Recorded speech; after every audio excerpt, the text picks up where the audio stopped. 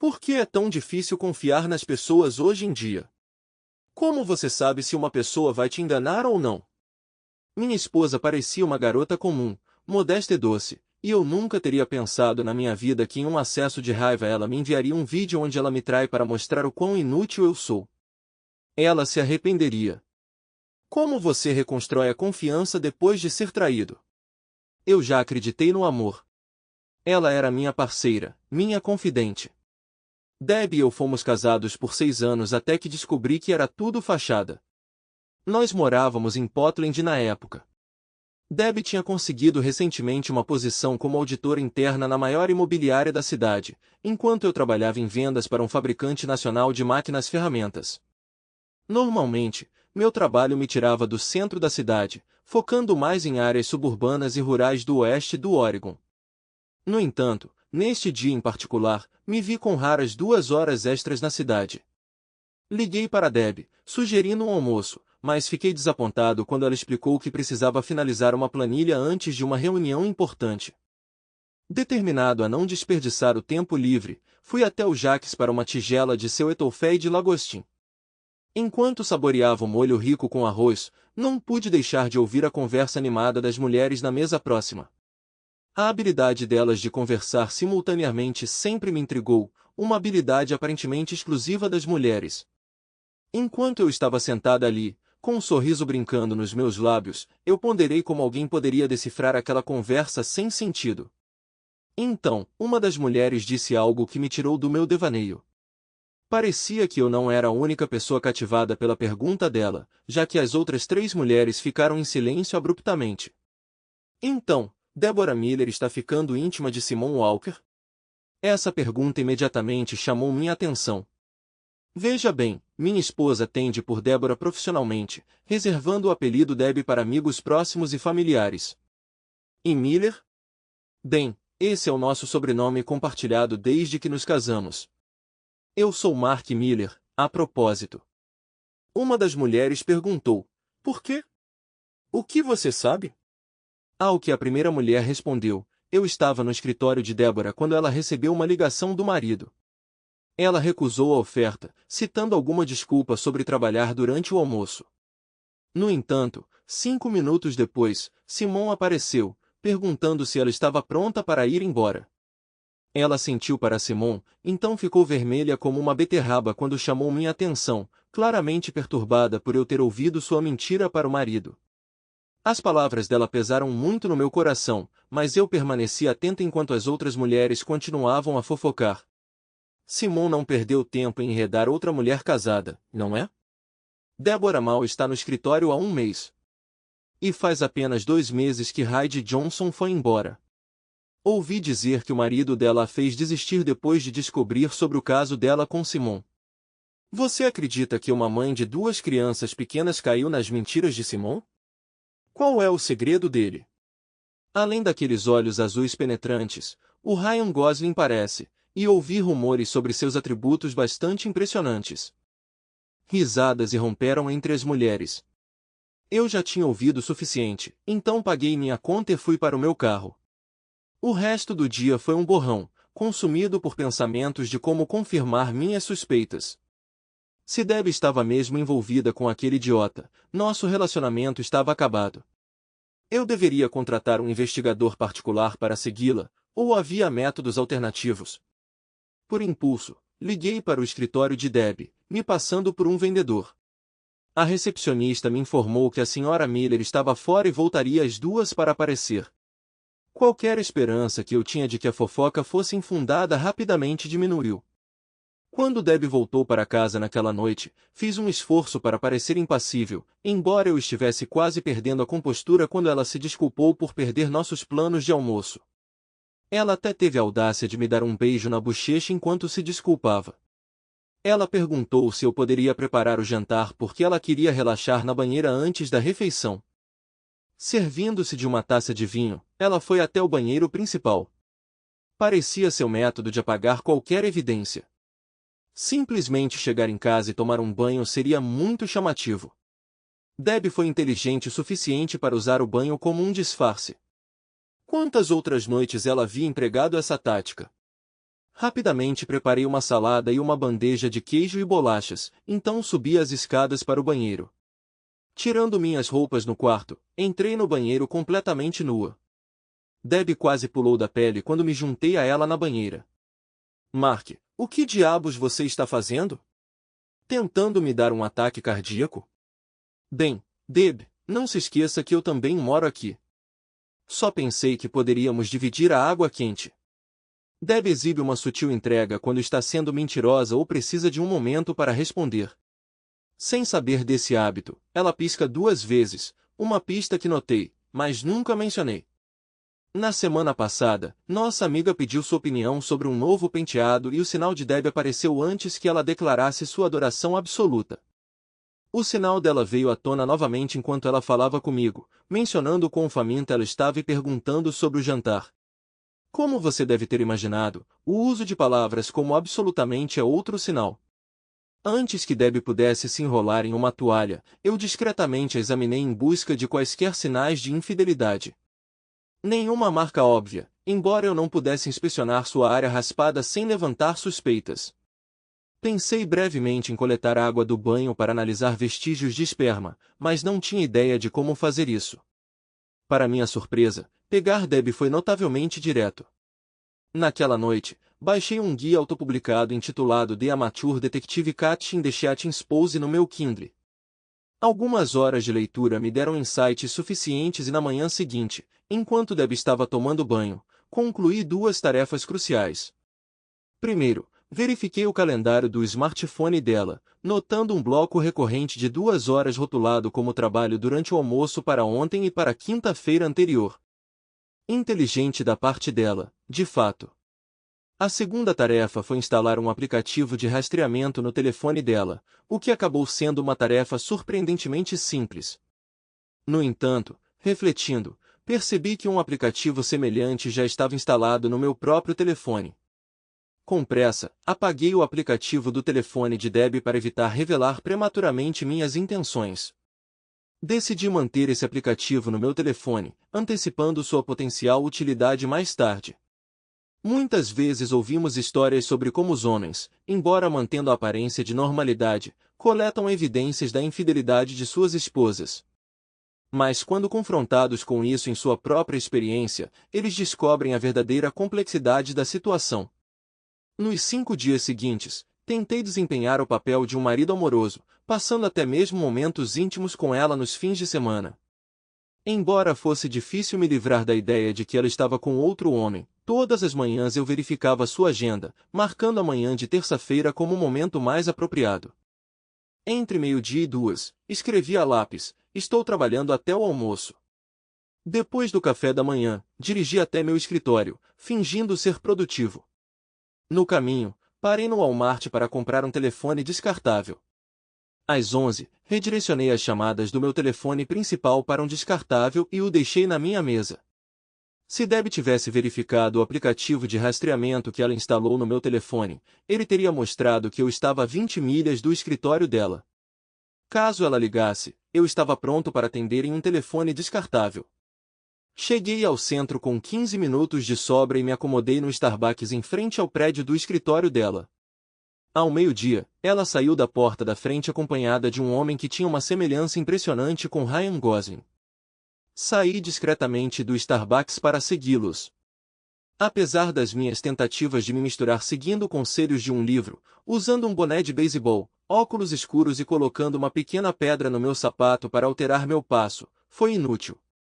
O casal permaneceu alheio a qualquer coisa, exceto a companhia um do outro, enquanto caminhavam de mãos dadas para o saguão do Hotel Vintage. Percebendo que tinha quase 2 horas de sobra, atravessei a rua até o banco para lidar com questões financeiras, como transferência de fundos, fechamento de contas conjuntas de cartão de crédito e a conta de capital próprio da casa. Além disso, tomei medidas para resolver nossas contas individuais de cartão de crédito, sabendo que Deb não descobriria os fechamentos até mais tarde, quando fosse inconsequente. Entrei em contato imediatamente com a equipe jurídica da minha empresa para uma indicação para uma tarde. Com 30 minutos de sobra, voltei para o saguão do hotel. Enquanto eu esperava discretamente, fingindo ler o Wall Street Journal, mas na verdade monitorando as portas do elevador, o casal desceu. Levantei-me do meu assento. Debbie. Sua expressão se tornou de choque. Mark. Não. Deus. Não. Simon se posicionou como um herói, interpondo-se entre mim e Debbie com um gesto de cautela que lembrava um policial de trânsito. Sem saber da minha destreza no boxe, Debbie deixou de informá-lo, deixando-o despreparado para o golpe em seu abdômen, fazendo-o desmaiar e perder o controle de sua bexiga. Debbie permaneceu sem palavras, sua boca aberta como um peixe fora d'água. Antes que ela pudesse dizer uma palavra, eu a informei. Você pode muito bem reservar o quarto para a noite porque eu não quero que você volte para casa esta noite ou, talvez, nunca mais. Infelizmente, ao voltar para casa naquela tarde, um carro de polícia parou, e quando eu abri a porta, fui imediatamente algemado e levado para a cadeia do condado de Multnomah, onde fui autuado por agressão. Simon tinha me acusado. Acabei passando a noite na cadeia antes de ser solto no dia seguinte sob minha própria fiança. Ao voltar para casa, ficou evidente que Debbie tinha estado lá porque quase tudo pequeno e de valor, incluindo o relógio que meu pai me deixou quando faleceu, tinha sido levado. Verifiquei o armário e as roupas de Debbie também tinham sumido. Boa viagem. Apesar da confusão, ainda consegui tomar banho e chegar à minha consulta com o advogado. Nos 3 meses seguintes, os seguintes eventos se desenrolaram sem nenhuma ordem específica. As acusações contra mim foram finalmente retiradas, em grande parte graças à funcionária do balcão de registro, que informou à polícia que Simon havia feito o primeiro movimento, e ela o testemunhou levantando a mão, o que parecia ser de forma ameaçadora para mim. Talvez ela fosse uma daquelas pessoas que gostavam de ver alguém como Simon, que havia se envolvido com uma mulher casada, enfrentar as consequências. Ela não mentiu descaradamente, mas interpretou a mentira de Simon que me favorecia. Eu só me comuniquei com Debbie por meio de nossos advogados. Ela tentou a rotina de não podemos fazer isso funcionar. Permaneci resoluta com um não, e o processo de divórcio prosseguiu. Quando recusei participar do aconselhamento, Debbie se tornou agressiva, buscando reivindicar mais da metade de nossa propriedade compartilhada, bem como pensão alimentícia. Felizmente, minha sorte se manteve após a explosão de Debbie, pois meu advogado argumentou que, apesar de viver em um estado sem culpa, eu não deveria arcar com as consequências de suas ações. O juiz foi persuadido. Meu advogado empregou uma estratégia inovadora, notando que, embora Debbie tivesse a opção de elaborar seus próprios votos, ela havia concordado com os tradicionais, incluindo o compromisso de abandonar todos os outros, o que implica uma expectativa de fidelidade. Além disso, apresentamos um depoimento do colega de Debbie sobre uma conversa em seu escritório, onde ela recusou meu convite para almoçar para jantar com Simon. Por fim, a revelação bombástica no tribunal foi a remoção do relógio do meu pai por Debbie enquanto eu estava na prisão. O juiz se esforçou para manter uma expressão neutra ao ouvir esse depoimento, mas claramente deixou uma impressão. Até o advogado de Debbie estremeceu quando a declaração foi lida em voz alta. Obtive meu divórcio e recuperei meu relógio. Debbie e eu dividimos nossos bens conjugais igualmente, sem pensão alimentícia concedida a ela. No entanto, Debbie solicitou uma reunião final antes que a papelada fosse finalizada, e eu concordei por pura curiosidade. Então nos encontramos no escritório do advogado dela e ela começou a falar sobre o quanto se importava comigo, expressou arrependimento por ter sucumbido às persuasões de Simon e imaginou um futuro brilhante para nós como um casal. Depois de ouvir sua história, decidi continuar a investigação. Debbie, e seus relacionamentos passados? Debbie hesitou por um momento antes de responder. Mark, eu nunca estive com mais ninguém enquanto estávamos juntos. Decepcionado, respondi, adeus Debbie. Pareceu irritar Debbie porque 3 semanas depois recebi o CD pelo correio. Apesar de eu ter uma opinião alta sobre a inteligência de Debbie, havia uma gravação dela traindo com Simon no CD. O vídeo começou com Debbie falando para a câmera, Mark, isso é para você, aproveite para assistir. Na cena seguinte, Debbie já estava demonstrando completamente suas habilidades com seu amante. O vídeo inteiro durou apenas 15 minutos, mas foi incrivelmente emocionante. Criei uma conta em um site chamado Deb Chats with Simon e postei um vídeo lá. Todos os dias o site ganhava centenas de visualizações e muitas curtidas antes de eu finalmente excluí-lo. Pensei em enviar links para os pais, amigos e empregador de Deb, mas mudei de ideia, decidindo, em vez disso, amenizar a situação. Nunca informei Deb sobre a conta neste site, mas enviei um e-mail a ela avisando que todos os novos vídeos estariam disponíveis para seu pai. Deb respondeu com um pedido de desculpas, dizendo que estava tentando me deixar com ciúmes por causa de ressentimentos persistentes. Ela prometeu parar com tal comportamento. Eu tendo a manter minhas emoções sob controle, muitos que me conhecem podem até me perceber como indiferente. Mesmo depois do meu divórcio e apesar de assistir ao vídeo, eu não derramei lágrimas, não me afoguei em álcool por uma semana, nem contemplei medidas drásticas. Foi uma experiência triste. Afinal, Deb foi minha companheira mais próxima durante nossos 6 anos de casamento.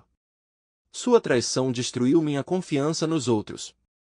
Quando você começa a acreditar que as pessoas não são confiáveis, você começa a interpretar as interações cotidianas através das lentes. Lembro-me de ter aprendido sobre esse conceito na minha aula de psicologia da faculdade, eles o chamavam de profecia autorrealizável. Consequentemente, comecei a ver incidentes menores, como um barman ou vendedor me dando troco incorreto, como tentativas de me enganar. Essas experiências gradualmente me transformaram em um cínico, exacerbado pela natureza cruel do meu trabalho de vendas. Em relação a relacionamentos, segui o padrão típico de buscar encontros casuais e frequentar bares, o que me levou a uma existência um tanto solitária. Isto é, até que cruzei o caminho de Beck. Um ano após meu divórcio, encontrei Beck em um jantar oferecido por alguns clientes. Beck, possuindo olhos esmeralda, cabelos loiros, uma figura que lembrava uma modelo da Victoria's Secret, notavelmente, o comportamento de uma mulher que você orgulhosamente apresentou à sua família, me cativou instantaneamente. Seu sorriso e risada contagiantes iluminaram o ambiente e acenderam algo dentro de mim. Determinada a encantá-la, fiz de tudo naquela noite, sentindo como se pudesse ter comercializado cerveja mexicana com facilidade. No entanto, apesar dos meus esforços, eu me vi incerto sobre conquistá-la. Conforme a noite se aproximava do fim, criei coragem para convidar Beck para jantar no fim de semana seguinte. Como eu poderia recusar? Ela respondeu.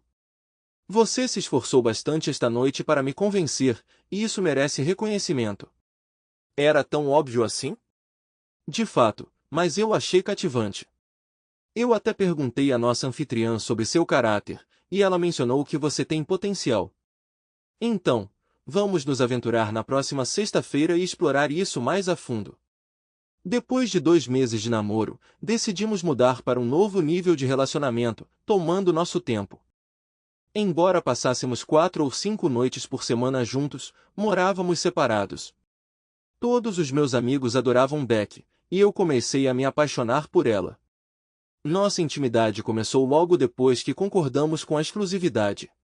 Foi a experiência mais agradável que tive até agora. Dentro e fora do quarto, nós aproveitávamos a companhia um do outro. Comecei a acreditar que Beck poderia ser meu caminho para a felicidade, até que, de repente, as coisas pioraram.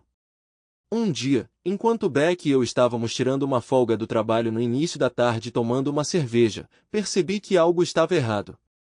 O telefone de Beck tocou, mas ela olhou para o identificador de chamadas e decidiu ignorar.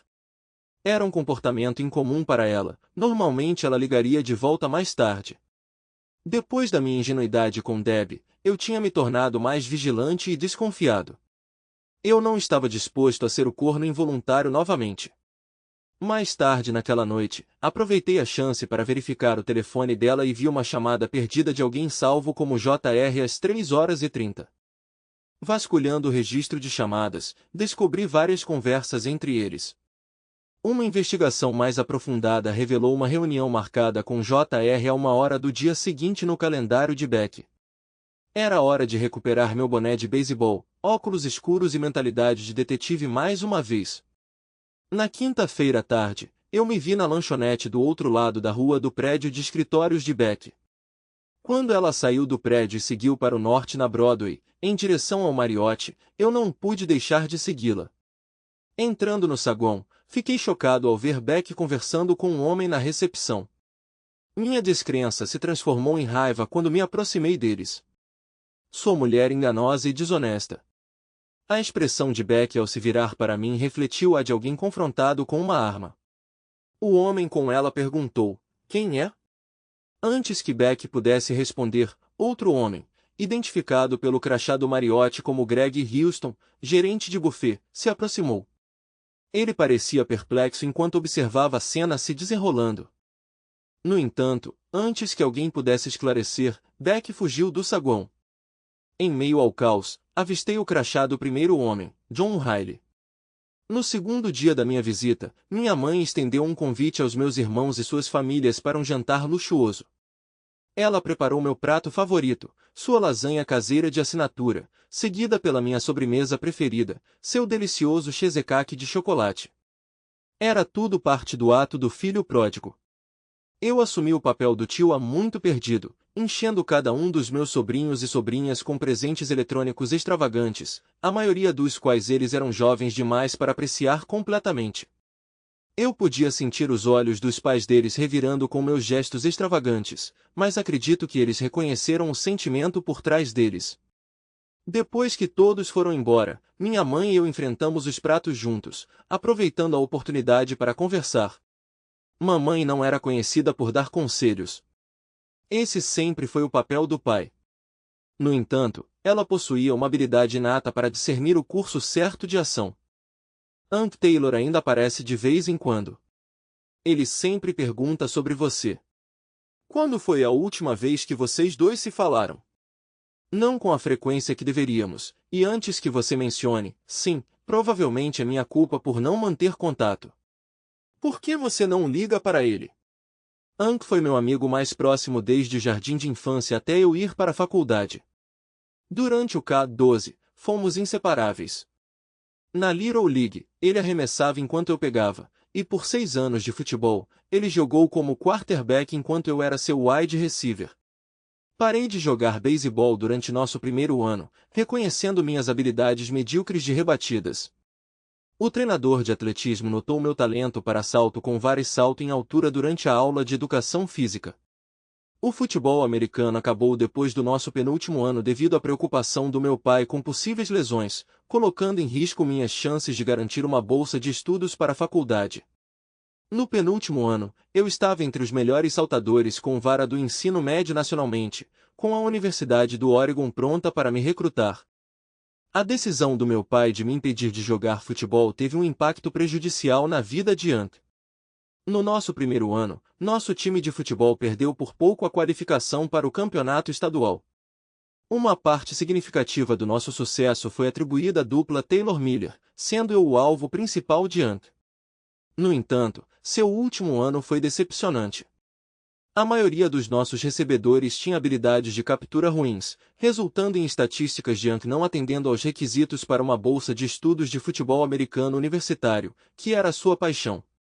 No entanto, ele conseguiu garantir uma bolsa de estudos de beisebol para Southern Illinois e se destacou nesse campo.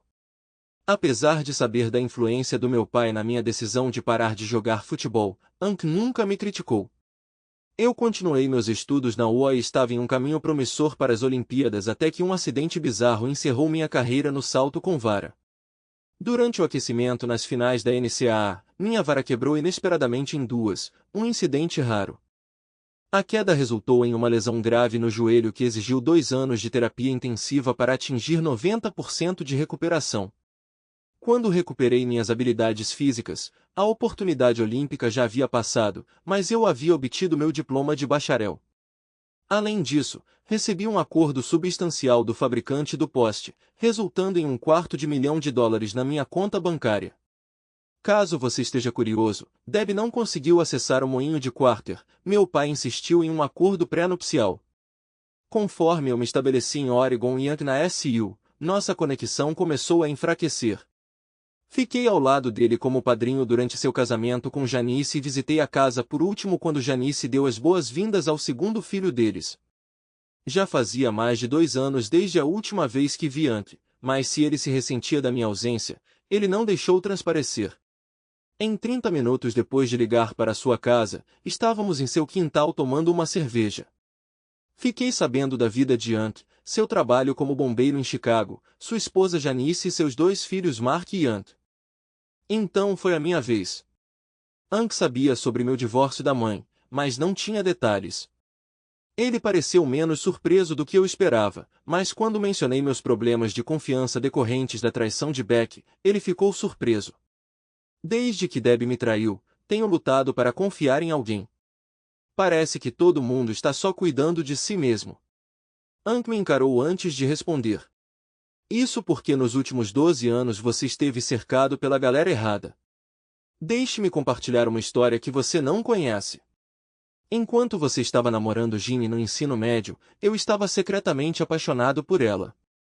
Posso dizer pela sua expressão que você não tinha ideia, e é assim que deve ser. Um amigo não interfere no relacionamento de um amigo, não importa o que aconteça. Lembra daquela viagem para o chalé do meu tio em Door County? Você não conseguiu vir até sábado por causa do trabalho, e nem a garota com quem eu estava saindo na época, Stacy. Ginny e eu fomos até o chalé na sexta-feira de manhã para nos preparar, e você e Stacy deveriam se juntar a nós na sexta-feira à noite. No entanto, seu carro quebrou, e você não chegou até o final da tarde de sábado. Então Ginny e eu nos encontramos sozinhos durante a noite porque recebemos sua ligação dizendo que você está preso em Milwaukee. Estamos bebendo vinho barato, Ginny ainda está usando um de seus biquínis do nosso mergulho no lago, e só para adicionar ao ambiente, a energia acaba na cabana, deixando-nos dependentes da luz de velas. E quanto ao que aconteceu entre Ginny e eu naquela noite? Absolutamente nada. Porque verdadeiros amigos nunca cruzam essa linha. E mesmo se eu não fosse um amigo e tentasse dar em cima de Ginny, você sabe o que teria acontecido? Nada. Porque Ginny era o tipo de namorada que nunca trairia seu parceiro. Você foi para Oregon, deixando para trás as pessoas com quem podia contar para perseguir seu sonho olímpico. Tudo bem. Mas você não deveria ter trocado seus amigos por oportunistas egocêntricos que só pensam em si mesmos. Tenho pena de você, Mark. Levei um momento para digerir as palavras de Hank. Então minha mente se voltou para Ginny. Você tem alguma ideia de onde Ginny está ou o que ela anda fazendo? Não a vejo desde aquele Natal quando voltei para casa durante meu primeiro ano em Oregon. Nós praticamente terminamos naquela semana. Outro romance à distância pelo ralo. Não ajudou que eu tenha prometido Delta e as meninas da Irmandade estivessem prontamente disponíveis. Ginny esteve aqui há alguns meses.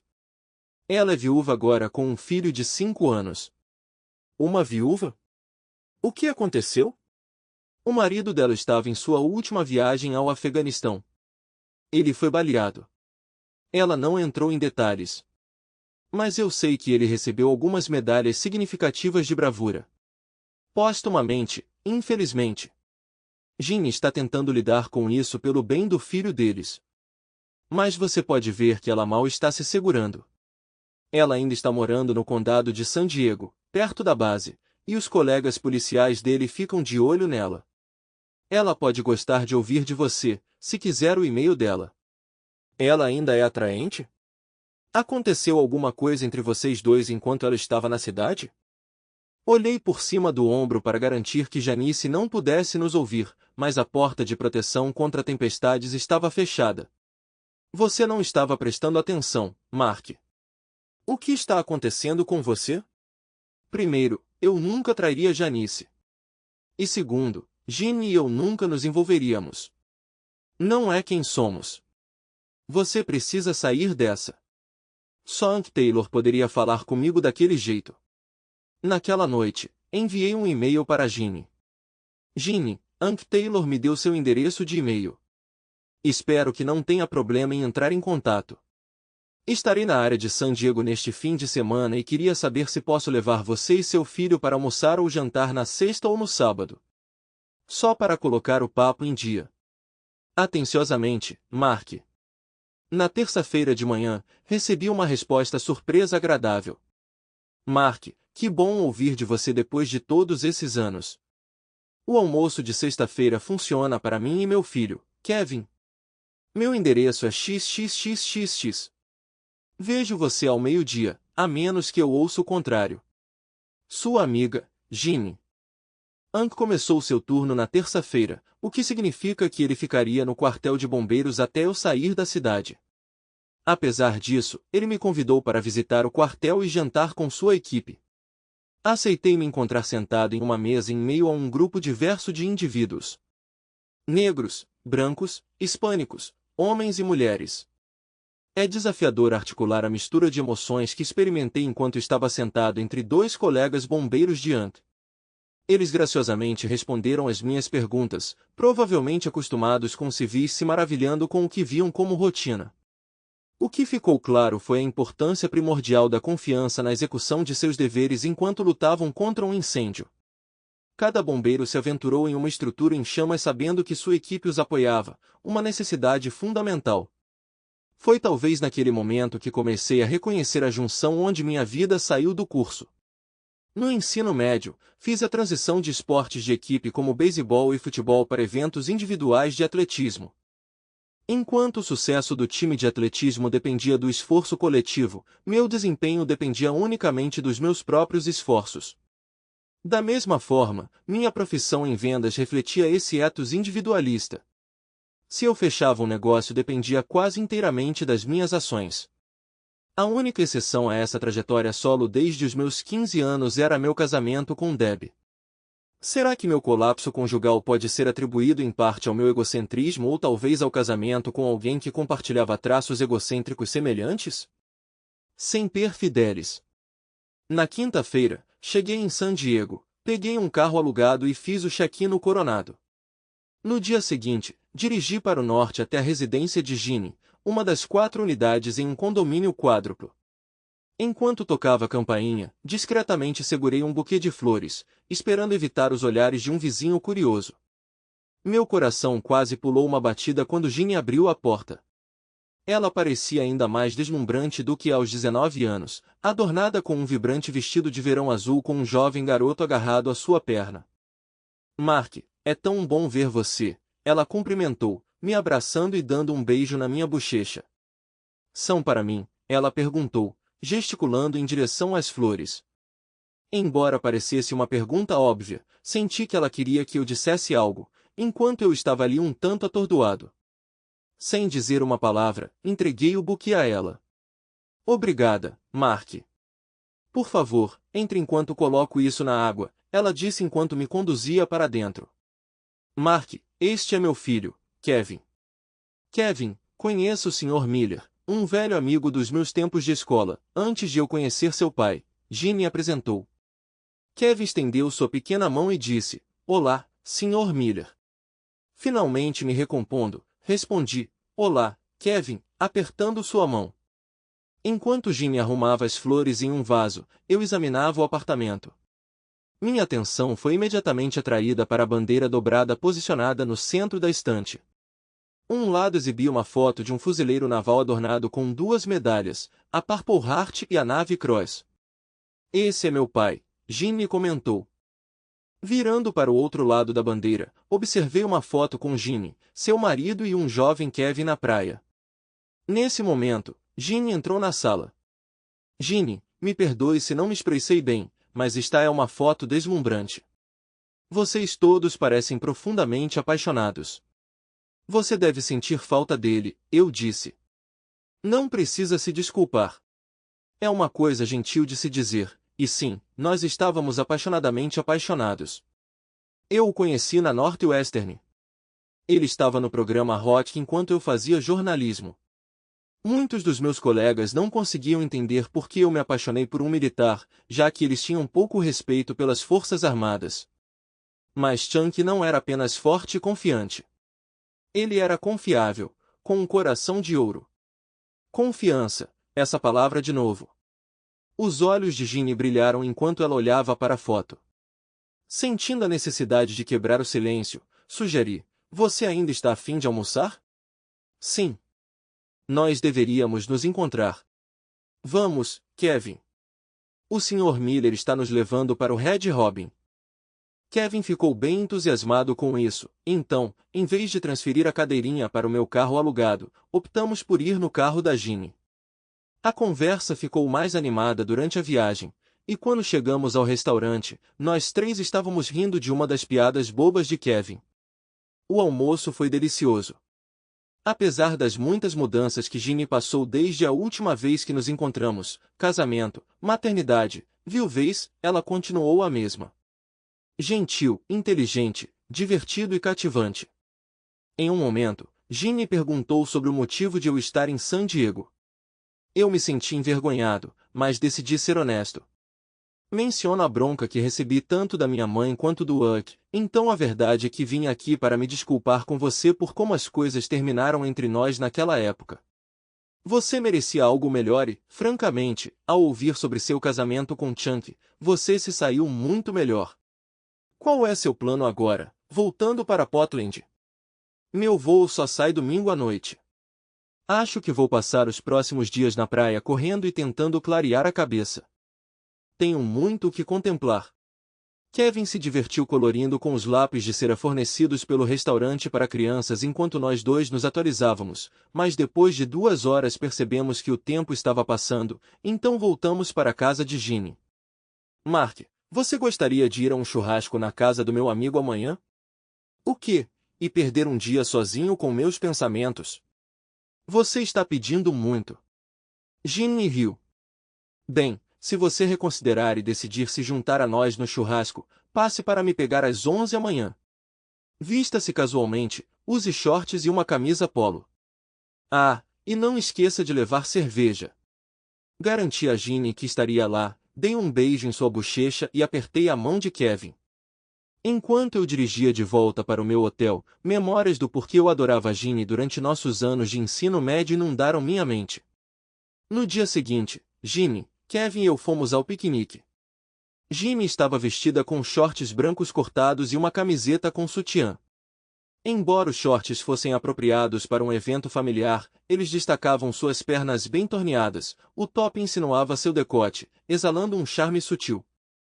Ela estilizou seu cabelo loiro em um rabo de cavalo e usava óculos de sol aviador que escondiam seus olhos castanhos. Depois de estacionar o carro, Ginny segurou minha mão enquanto me apresentava às suas amigas.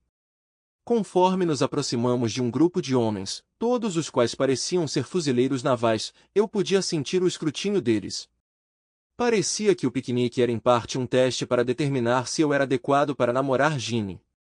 Após as apresentações, Ginny me deixou para garantir que Kevin estivesse acomodado com as outras crianças, ou assim ela alegou. Dirigindo-me ao grupo, eu disse, espero que isso não seja muito clichê, mas obrigado pelo serviço.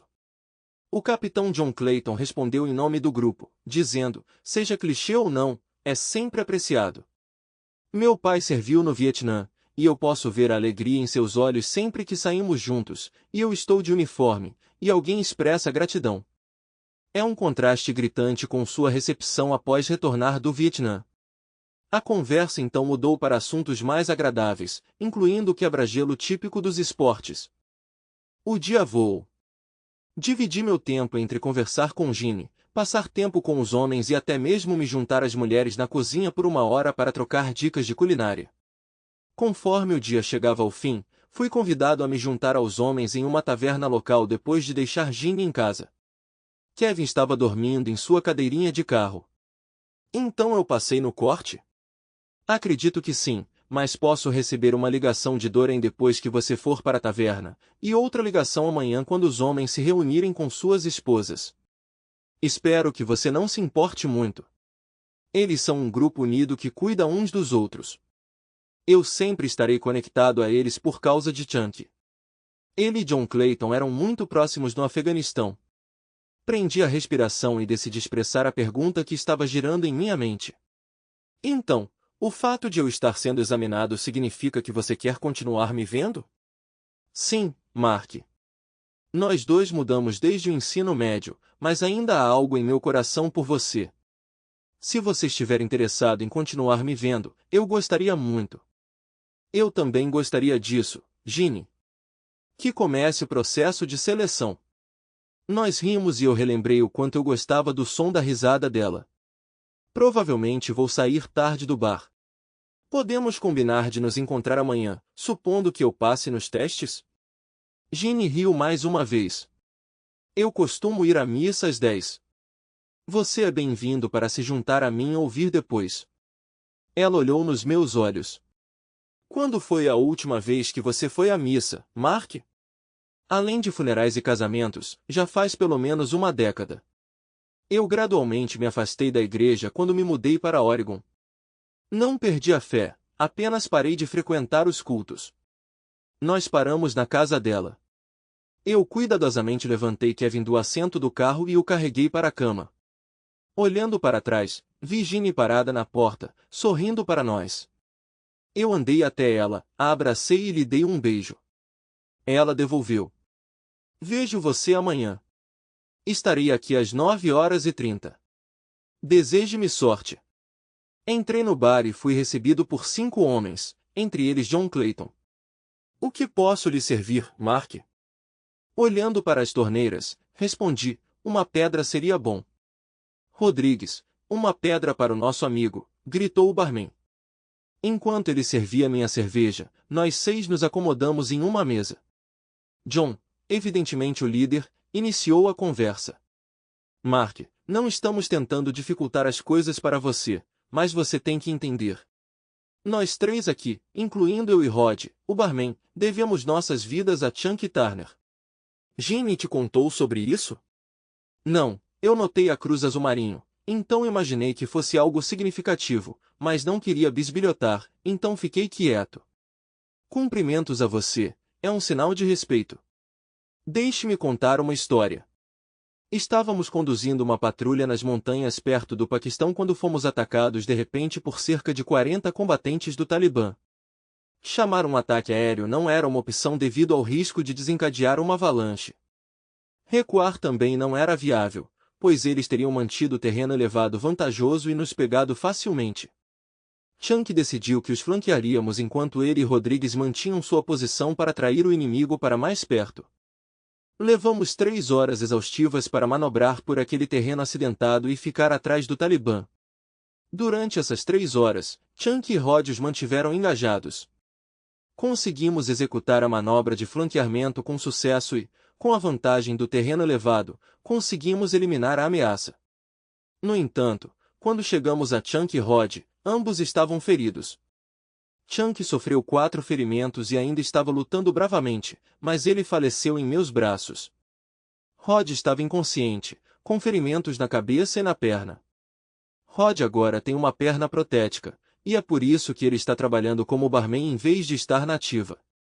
Então, é por isso que Ginny é nossa responsabilidade, pelo menos até que outra pessoa se apresente para tirar essa responsabilidade dos nossos ombros, alguém merecedor. Eu entendo, John. Deixe-me responder assim.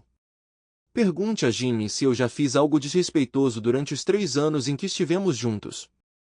Meu maior erro foi deixá-la ir, mas no final, acabou sendo melhor, porque ela conheceu Chunky e eles tiveram seu filho. Eu não tinha maturidade naquela época para ser um bom marido ou pai. Nunca encostei a mão em uma mulher com raiva, nem mesmo quando encontrei minha primeira esposa com outro homem. Posso não ter coragem de entrar em um tiroteio como você, mas também não sou covarde. Não hesitaria em me levantar e proteger a pessoa que amo do mal. Recentemente percebi que posso ser um pouco egocêntrico, mas estou comprometido em melhorar. Agora que entendi onde estou, posso fazer uma pergunta a todos vocês. Parei para olhar ao redor da mesa. Tenho sua bênção para continuar saindo com Ginny? Alguns podem ver isso como excessivo, buscar permissão para namorar um adulto. No entanto, percebi isso como um gesto de respeito pelo cuidado deles com a viúva de um companheiro. Não foi insincero, mas sou adepto de entender as pessoas, o que me torna um bom comunicador.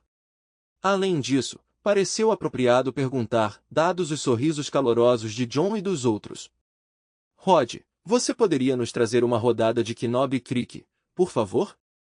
Rodrigues trouxe 7 copos de shot, cada um cheio até a metade com o líquido âmbar. John levantou seu copo para um brinde.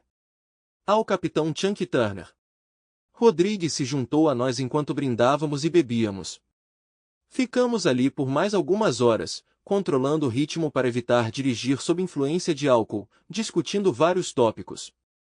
Em um ponto, John revelou por que Ginny não estava saindo com ninguém no momento. Ginny e outro fuzileiro estavam ficando sérios no ano passado. O problema era que Ginny não conseguia se comprometer com outro fuzileiro, especialmente depois de perder seu primeiro marido, e Tom sempre sonhou em ser um fuzileiro. Ele disse a Ginny que deixaria os fuzileiros, mas ela o avisou que nunca mais falaria com ele se ele o fizesse. Tom foi transferido para a Legione logo depois. Ginny não teve mais nenhum relacionamento sério com ninguém desde então, até receber seu e-mail. Doreen mencionou que estava bem animada com sua visita naquele dia. Só mantenha isso entre nós. Não vou dizer uma palavra. Obrigado por compartilhar. O dia seguinte marcou o início do meu namoro com Ginny. Acumulei milhas significativas do Alaska Frequent Flyer viajando entre Portland e San Diego, passando um fim de semana assim, não com Ginny e Kevin. Com os custos crescentes dos quartos de hotel além das passagens aéreas e a relutância de Ginny em levar nosso relacionamento para o próximo nível, John e Doreen gentilmente me ofereceram seu quarto de hóspedes. De volta para casa, fiz um esforço consciente para melhorar minhas habilidades sociais. Até meu chefe notou uma mudança positiva em meu comportamento. Entrei para o time de softball e, em San Diego, Ginny e eu nos juntamos para tênis de duplas nas quadras de base, onde tivemos um desempenho admirável para novos parceiros. Na minha quinta viagem a San Diego, 3 meses depois da minha visita inicial, desembarquei do avião e pulei no carro de Ginny, apenas para notar a ausência de Kevin em sua cadeirinha. Onde está Kevin? Perguntei. Doreen e John estão cuidando dele neste fim de semana. Tenho uma surpresa para você. Espero que goste, Ginny respondeu, afastando-se do meio-fio, indo para o norte na I-5 sem divulgar nosso destino. Ginny permaneceu de boca fechada sobre nossos planos, então passamos o tempo atualizando outros assuntos. Ela mencionou a decepção de Kevin por não me ver até domingo. Ele estava ficando muito apegado a mim. Eu podia sentir a satisfação de Ginny em sua voz. Enquanto dirigíamos, não pude deixar de notar Ginny usando o mesmo vestido azul de verão do nosso primeiro almoço, sem sutiã dessa vez. Dirigimos até o La Jolla Beach and Tennis Resort. Ela sorriu largamente para mim. Acho que está na hora, não é? Em resposta à pergunta dela, eu abri um largo sorriso. Assim que ela estacionou o carro, eu a agarrei e a beijei. Você sabe que eu me apaixonei por você de novo, não sabe, Mark? Bem, graças a Deus, porque eu estava esperando por isso desde aquele primeiro final de semana. Eu te amo, Ginny. Que fim de semana! Ginny e eu pedimos serviço de quarto e ficamos perto a sexta-feira toda a noite. Deixe-me dizer que quando eu desmaiei depois das 2 da manhã, eu tinha um grande sorriso no rosto. Jogamos tênis na tarde de sábado, e na noite de sábado estávamos perto. A manhã de domingo trouxe uma surpresa quando Ginny nos levou para a praia. No final da tarde, voltamos aos penhascos para pegar Kevin e seguimos para a casa dos Claytons. John me cumprimentou calorosamente com um aperto de mão e uma cerveja, e Doreen me abraçou e sorriu. Kevin se aninhou nas minhas pernas e passou a noite inteira comigo. Ele parecia deprimido quando Ginny me viu partir no aeroporto. No caminho para casa, tomei uma decisão. 2 semanas depois, nos encontramos de volta aos Claytons para nossos drinks habituais de sexta-feira à noite. Quando John e eu ficamos sozinhos, confiei nele. Estou planejando propor casamento a Ginny, a menos que você veja algum motivo para que eu não faça isso. Eu ficaria desapontado se você não o visse. Ela está perdidamente apaixonada por você, e não consigo imaginar ninguém mais adequado para ela ou qualquer coisa que pudesse fazê-la mais feliz. Então isso significa que ela vai se mudar para Portland?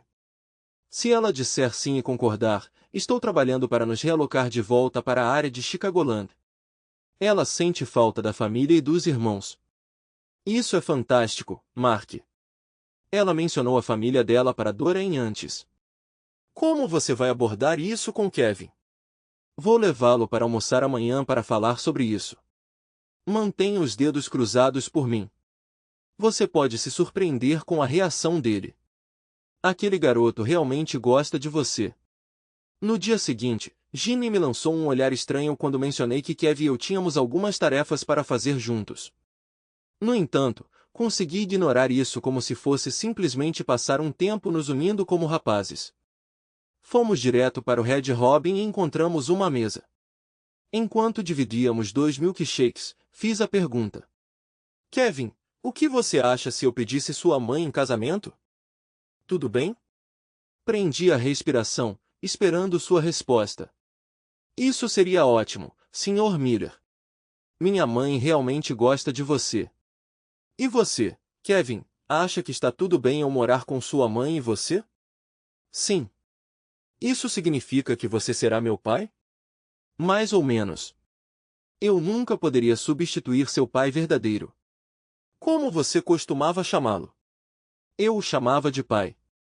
Bem, se sua mãe e eu nos casarmos, que tal você me chamar de Pop? Isso funcionaria para você? O rosto de Kevin se iluminou com um sorriso doce quando ele respondeu.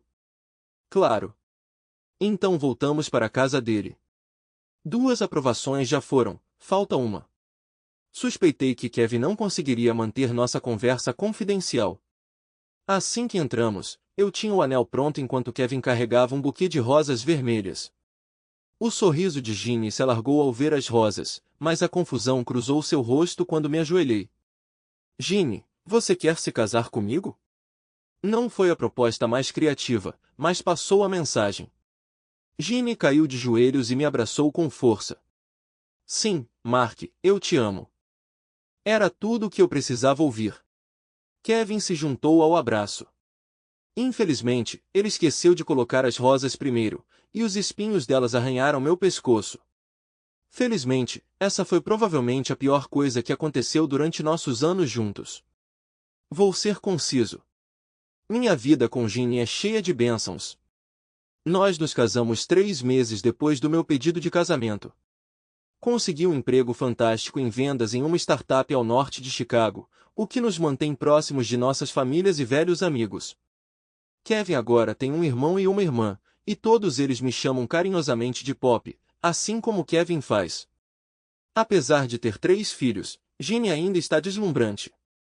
Ainda gostamos de jogar tênis em duplas, e entre nós até pegamos vôlei. Sempre que visitamos os Claytons, fazemos questão de assistir a uma partida no Blacks Beach. Em maio passado, nos encontramos com os Claytons em Washington, DC fizemos as coisas turísticas de sempre, e no Memorial Day, prestamos nossas homenagens no Schucks Graveside em Arlington. Já fazia uma década desde que o Capitão Turner foi tirado de sua família, e era um dia solene. Fiquei grata por ter John e Doreen lá para apoiar Kevin, Ginny e eu. Demorou um pouco para os sorrisos retornarem, e mesmo depois, houve momentos de tristeza.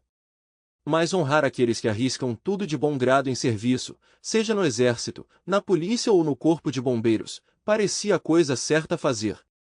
Depois que voltamos para casa, levou algum tempo, mas a vida retomou seu ritmo normal, embora com as medalhas de bandeira e a foto do capitão Charles Turner em nossa estante.